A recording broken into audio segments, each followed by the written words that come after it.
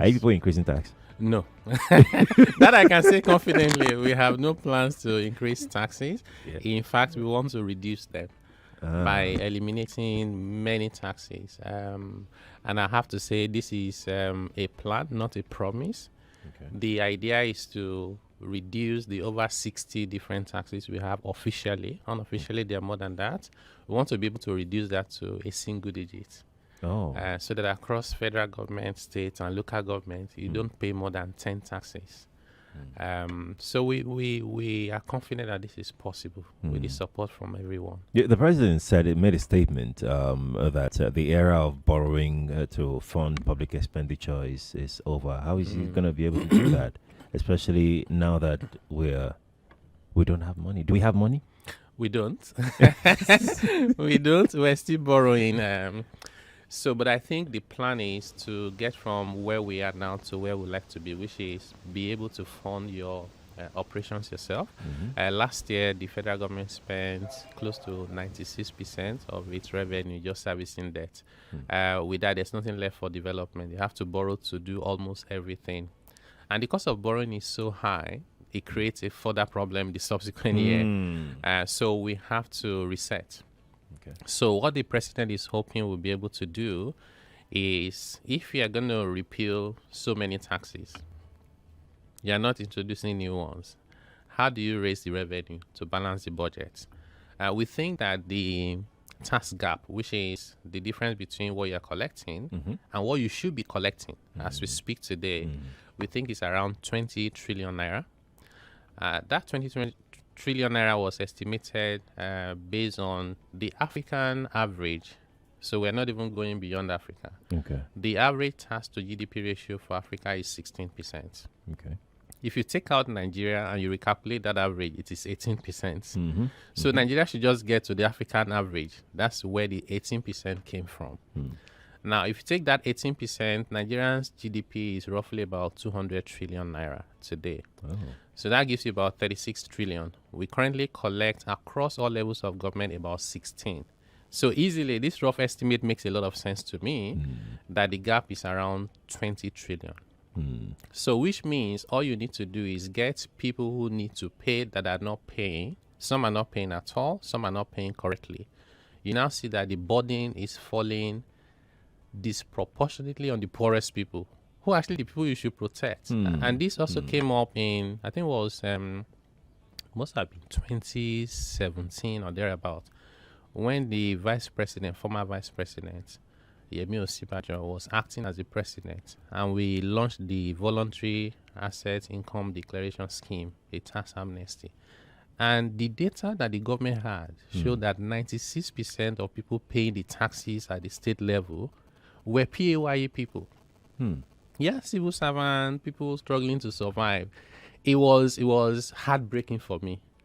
So we need to change that. Let's take the burden away from the poorest people, get the people who should be paying to pay the right amount of tax. You get two benefits from that. First, you raise the revenue that you need to fund the system. Two, when you allow tax evasion to be pervasive, you still have a good number of honest people who are trying to do the right thing. You make them uncompetitive. So you and I are doing the same business. You pay your tax correctly. Me, I decide not to pay my tax. I have so much more money than you that I can use to even price you out of the market. So we cannot have the society that we hope for if we allow this to continue. And the other areas where we think the money will come from without introducing new taxes, number one is to reduce the cost of collection. Okay. Our cost of collecting taxes is embarrassingly high. Let me put it that way. Globally, the target is not more than 1%. Okay. Ours is somewhere in the range of 5 to 10%. In some instances, it's as high as 35%. And they take this from source before they remit the money to the government. You also have incentives. Some of them were okay, reasonable 20, 30 years ago. We haven't looked at them for so long. We think it's now time to take a second look. We're going to be looking at cost-benefit analysis. Government is giving away 10 naira. What are we getting in return? If it's less than 10 naira, that incentive no longer makes sense. let's rationalize it, remove distortion that comes from incentives that are not clear, and then limit them, make them targeted, and provide sunset so that they're not there forever. So we think that these combined initiatives and ideas is where the money will come from, and that's why the president was confident to say we'll stop borrowing. Mr. Taiwo, you mentioned something earlier about, people who are supposed to be paying these taxes that are not paying, that have not been paying, or some that are paying but they're not paying what they should be paying. Yeah.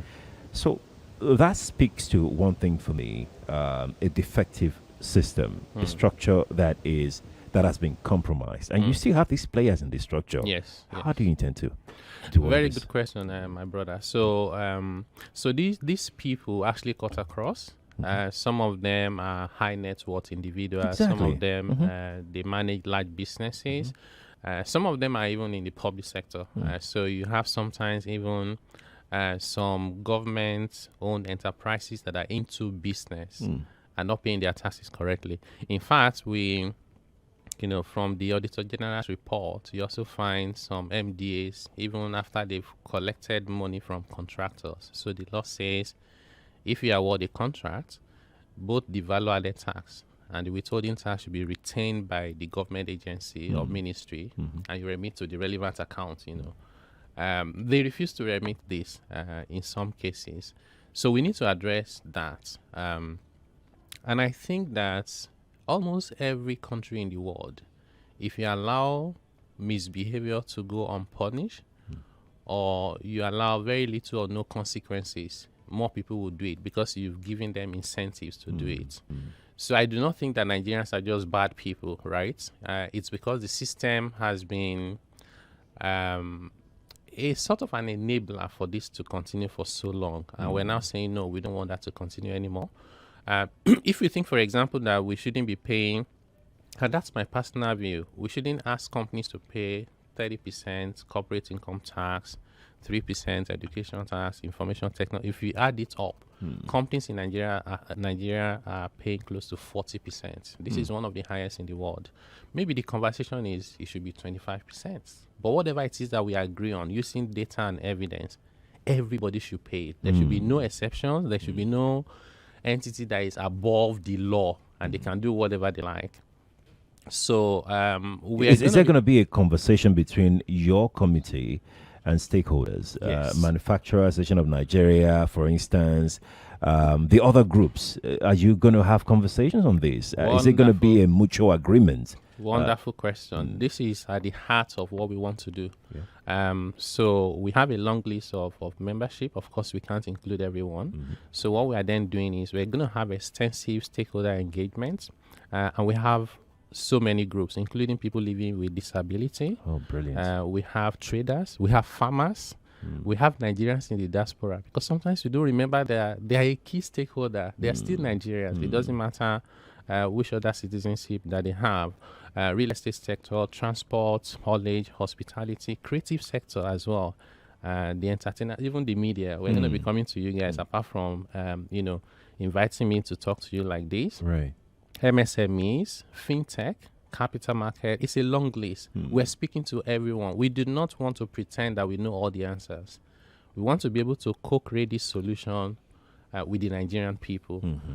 So even the government officers, the tax collectors, we're going to be speaking to everyone. Right. And our plan is first to tell you what we're planning to do and then listen.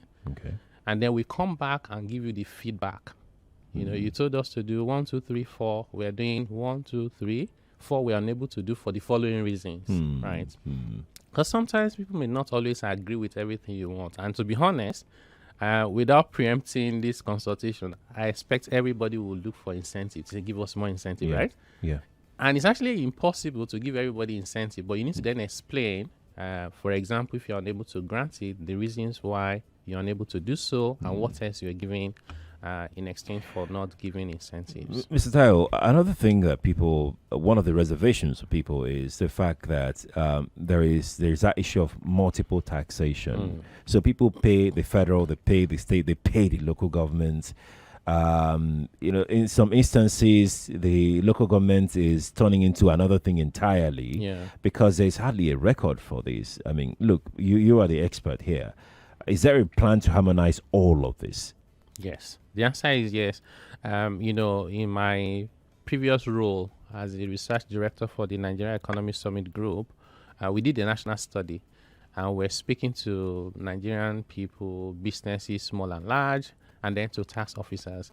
We went around asking local government how much money they collected. In over 90% of the local government, they had no records. Ooh. Those who had records, we found out that majority of them, the amount they said they had collected from taxes was not enough to pay the salaries of people collecting the taxes.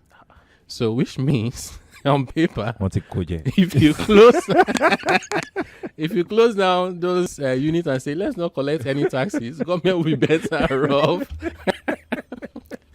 So the plan we have is first to try and harmonize those taxes such that maybe you pay only just 1 or 2 taxes at the local government level. Okay. And the way and manner in which you pay it will be so transparent. If it's to do start something, right? And just pay it on your and the receipt comes on your phone. Yeah.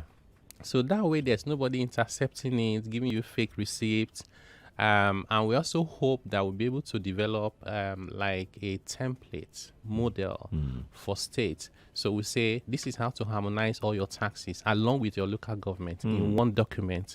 So you can now just adopt it. This individual who was talking about taxes at the market spaces, Agbero and all of that, Alabarus and all. And I was trying to ask whether, you are involved in collecting such taxes, or these are taxes for states and local governments alone. Will your committee be involved in that? Yeah, thanks very much. So we are not involved in collecting any taxes, Okay. but our mandate covers the taxes that are being collected across all levels of government, so including local government, state, and federal. If you look at the approved list of taxes and levies, you find some of these very annoying taxes. Wheelbarrow tax. There's wheelbarrow tax. Yes, there's kiosk tax. People are just trying to make a living legitimately. And then the first thing, in fact, sometimes just starting a small business and you put a small signpost, it's almost like committing a crime. They'll say you have not paid a levy for advertising, you have not paid business premises levy, there's shop and kiosk tax. Before you know it, before you even generate your first 1 naira revenue, you're having to pay all manners of levies and taxes. And that's why Mr. President said we're not taxing poverty, we're not taxing investment, we're not taxing production. We'll wait and tax the returns on your investment. We'll wait and tax your income. We'll wait and tax your consumption. We're not taxing seed, we'll tax fruits. So this is the principle and philosophy that is driving the work we have to do. We're hoping that we get to a point where all these annoying taxes will be a thing of the past. I'm glad to hear that. That's such a relief. Well, let's talk about some stories that I've heard in the news that I don't know whether they're quoting you or they're quoting something else, that the government has banned agencies from collecting, that FIRS will be the sole revenue collection. Thank you for asking, Sherrif. I think they just people want to sensationalize everything. Yeah. So what I said, thanks again for the opportunity to just clarify this. So we said in many countries around the world, HMRC in the UK, SARS in South Africa, KRA in Kenya, even GRA, our friends there, you have one central agency collecting taxes for government, including when those taxes belong to an agency. So in Rwanda, they said to us that even if you want to do your international passport, when you pay for international passport, it's not a tax because you're paying for a service. Even that payment is collected by the revenue service on behalf of the immigration. Yes. So, and what this does, it helps with transparency and ease of payment. So, and then it takes a significant burden off that agency so they can focus on their primary mandates because they were not set up to collect revenues. So, what we are proposing is that the FRS at the federal level becomes only the agent to help everyone collect their revenue so those people can focus on their work. I'm very mindful, and I know very well that many of these agencies have establishment law enacted by the National Assembly saying they should collect. So how can I say they've been banned? You can't ban them. Not even the president can ban them. So this is the beginning of a process where we want to have engagement.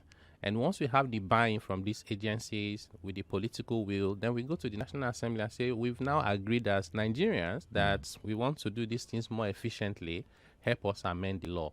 So it's a journey. And I'll say it hasn't even started yet. This is just the initial thought around it. So they haven't been banned, but we hope that we get to a point where only the FRS collects revenue on behalf of all government agencies. Right. I was going to ask you about, the mandates given to your committee. Could you, because of time, run through the mandates the president gave you? Yes, I'll do that very quickly. So our mandate has 3 pillars.